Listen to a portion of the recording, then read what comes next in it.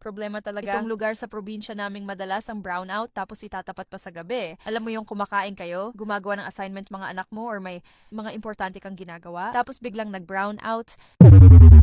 Ang hassle, di ba? Buti na lang nakita ko itong mahiwagang lampara sa TikTok. Sobrang laking tulong talaga nito tuwing may brownout. Grabe, alam mo yung isa lang binili ko, pero napabili pa ulit ako ng isa pa. Sobrang aesthetic kasi ng design. At matagal din malobat. Tapos matibay pa, malakas ang ilaw. Pwede siyang nakasabit, nakapatong, at madaling bitbitin. Rechargeable na rin siya using Type-C connector.